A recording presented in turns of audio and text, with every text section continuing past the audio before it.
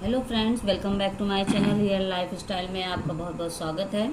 आज मैं काफ़ी क्वेश्चंस लेकर के आपके सामने उपस्थित हुई हूँ। चलिए क्वेश्चन नंबर समय को वेस्ट ना करते हुए मैं क्वेश्चन नंबर 17 पे बढ़ती हूँ आगे।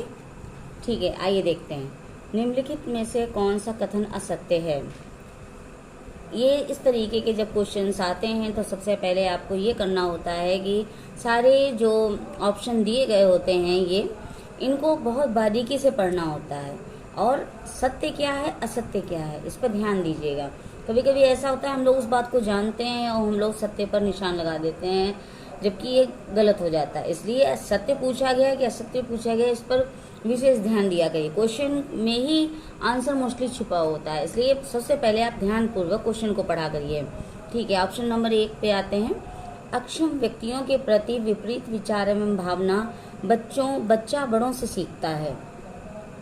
ठीक है, फिर बी ऑप्शन है, विशेष आवश्यकता वाले बच्चे दूसरे क्षेत्रों में कार्य करने में अक्षम होते हैं।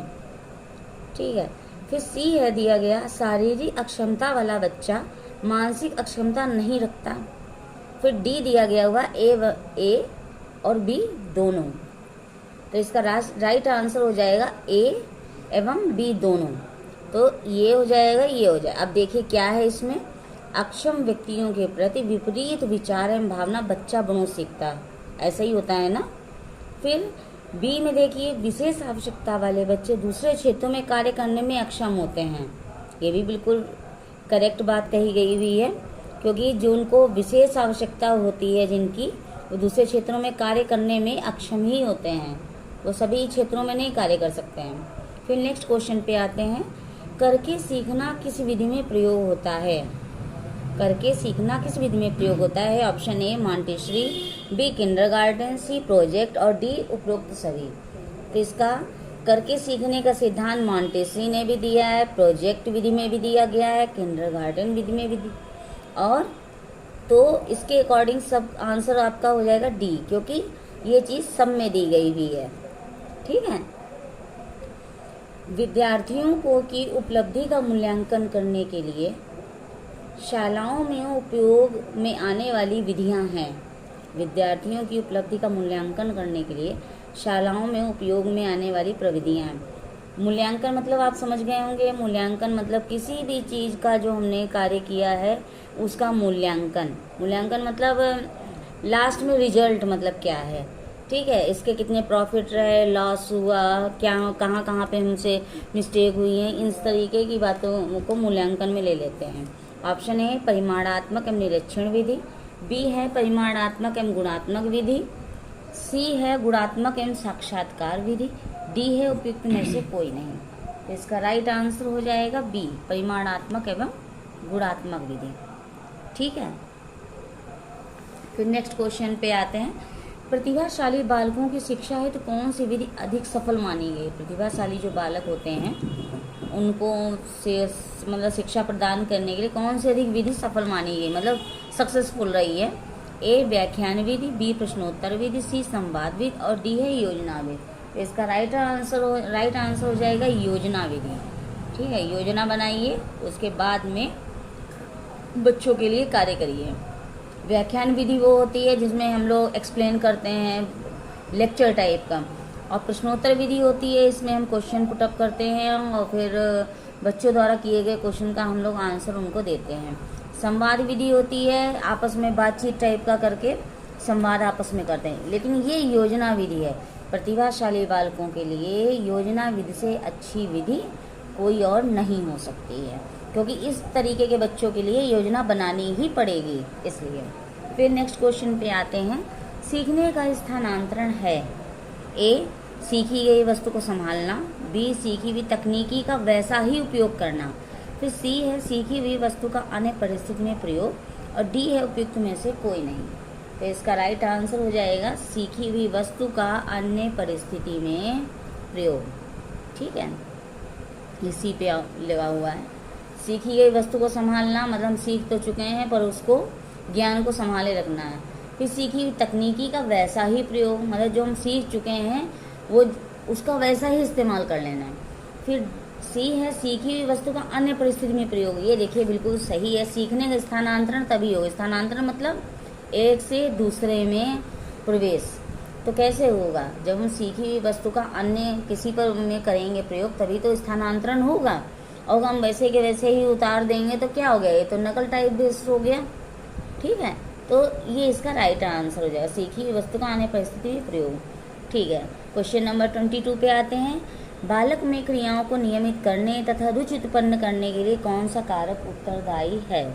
ऑप्शन ए है प्रेरणा, बी है समझ, सी है ज्ञान और डी है स्वाध्ययन। तो इसका राइट आंसर हो जाएगा प्रेरणा। ठीक है, बालक में क्रियाओं को नियमित करने तथा रुचि उत्पन्न करने के। अब रुचि कैसे उत्पन्न होगी? ये जो है ये सभी के अंदर नहीं होती है, सभी में डिफरेंट टाइप से होती है। सबके बस की बात नहीं होती है रुचि हमारे अंदर हो। जरूरी नहीं है आपकी पढ़ने में हो तो मेरी भी हो, या आपकी क्रिकेट में हो तो मेरी हो, ऐसा कुछ नहीं है। हो सकता है आपकी क्रिकेट में हो मेरी पढ़ने में हो, या आपकी पढ़ने में हो तो मेरा टीवी देखने में हो। तो रुचि है ये किसी की किसी में भी हो सकती है।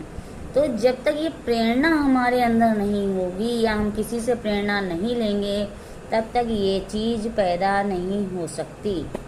ठीक है, और समझ तो सबकी अपनी अपनी होती है, ज्ञान, लेकिन रुचि नहीं इससे पैदा हो सकती है, उत्पन्न नहीं हो सकती है समझ से। आप किसी बात को समझ रहे हैं, इसमें रुचि का क्या काम है?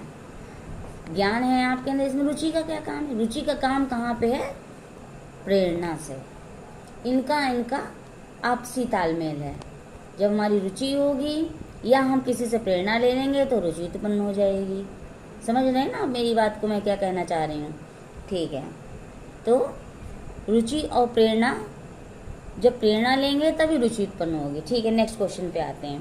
थॉर्नडाइक का सिद्धांत इनमें से किस वर्ग के तहत सूचीबद्ध किया जाता है? ठीक है, क्वेश्चन ऑप्शन नंबर 1 व्यवहारिकता का सिद्धांत, बी ज्ञानात्मक सिद्धांत, सी है मनोविश्लेषण सिद्धांत, डी इनमें से कोई नहीं। इसका राइट आंसर हो जाएगा व्यवहारिकता का सिद्धांत। ठीक है, थॉर्नडाइक का सिद्धांत इनमें से किस वर्ग के अंतर्गत आता है? व्यवहारिकता के सिद्धांत के अंतर्गत आता है। फिर क्वेश्चन नंबर है 24, व्यक्तिगत भिन्नताओं के मापन की सर्वोत्तम मापनी है। व्यक्तिगत भिन्नताओं के मापन की सर्वोत्तम मापनी है। ए नमित मापनी, बी है अंतराल मापनी, सी है क्रम सूचक मापनी, डी है समानुपाती मापनी। इसका राइट आंसर हो जाएगा बी अंतराल मापनी। ठीक है, अंतराल मतलब गैपिंग कर करके है। ठीक है, फिर क्वेश्चन नंबर 25, काम प्रवृत्ति व्यवहार के केंद्रीय तत्व के रूप में कार्य करता है। काम प्रवृत्ति के केंद्रीय तत्व के रूप में कार्य करता है। ए शैशवावस्था, बी किशोरावस्था है और सी है बाल्यावस्था, डी है इनमें से कोई नहीं। तो इसका राइट आंसर हो जाएगा किशोरावस्था।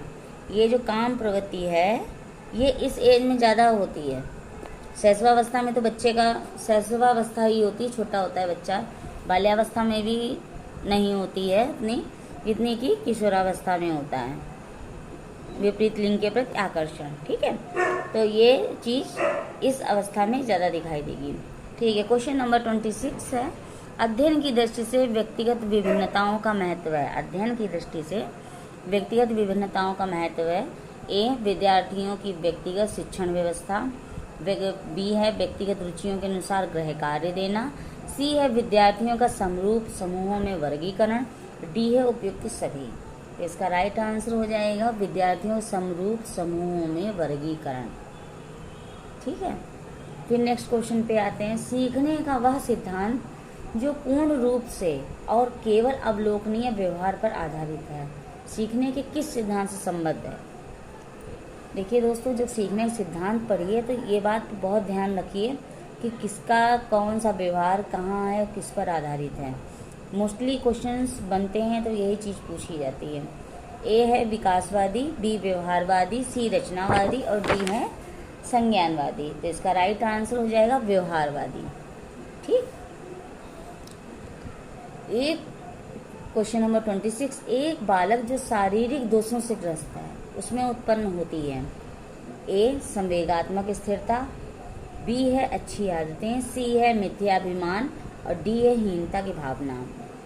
तो इसका राइट आंसर हो जाएगा डी, हीनता की भावना। एक बालक, फिर से देख लीजिए, एक बालक जो शारीरिक दोषों से ग्रस्त, शारीरिक दोष मतलब उसके अंदर में कमी होना, शारीरिक दोष मतलब हमारे अंदर या किसी भी व्यक्ति के अंदर शारीरिक दोष होना, मतलब किसी भी तरीके का हो सकता है, हाथों द्वारा हो सकता है, आंखों द्वारा हो सकता है, पैरों द्वारा, मतलब किसी भी द्वारा हो सकता है। ये संवेगात्मक स्थिरता, ठीक है। अच्छी आदतें, जब वो शारीरिक दोषों से ग्रस्त है तो जाहिर सी बात है अच्छी आदतें उसको सीखने में भी टाइम लगेगा। मिथ्याभिमान, झूठाभिमान भी बेकार है। हीनता की भावना, एक व्यक्ति जो शारीरिक दोषों से ग्रस्त होता है वो हीनता की भावना से ग्रस्त हो जाता है। क्यों? उसको दूसरे को कार्य करते देख करके ये लगता है कि अगर आज को मेरे हाथ सही होते या पैर सही होते तो आज मैं ये कार्य कर लेता या कर लेती। तो इस तरीके के लोगों में हीनता की भावना अपने आप ही मतलब स्वतः ही आ जाती है। ठीक है, आगे बढ़ते हैं। सीखने के बारे में निम्नलिखित कथनों में से कौन सा एक कथन सत्य है? ए, सीखना शिक्षार्थी के पूर्व ज्ञान पर आधारित नहीं है। बी, सीखना एक निष्क्रिय ग्रहणशील प्रक्रिया है। सी, सीखना कौशल के संचय के समान है। सीखने को सामाजिक क्रियाएं सुविधा देती हैं। जिसका राइट आंसर हो जाएगा डी, सीखने को सामाजिक क्रियाएं सुविधा देती हैं। सीखने के बारे में कौन सा कथन सत्य है? वो यही सही है, क्योंकि सीखना शिक्षार्थी के पूर्व ज्ञान पर आधारित नहीं है तो गलत ही है। फिर सीखना एक निष्क्रिय ग्रहणशील प्रक्रिया, ये भी गलत है। सीखना कौशलों के संचय के समान है, ये भी गलत है। सीखने को सामाजिक क्रियाएं सुविधा देती हैं, ये तो बिल्कुल राइट आंसर है, क्योंकि सामाजिक क्रियाएं इसमें भागीदारी लेती हैं। फिर क्वेश्चन नंबर 30, विकास को प्रभावित करने वाले कारक हैं। ए, प्रजाति। बी, संस्कृति। सी, पौष्टिक भोजन। डी, उपरोक्त सभी। 30 का डी हो जाएगा, क्योंकि प्रजाति, विकास को, संस्कृति और पौष्टिक भोजन।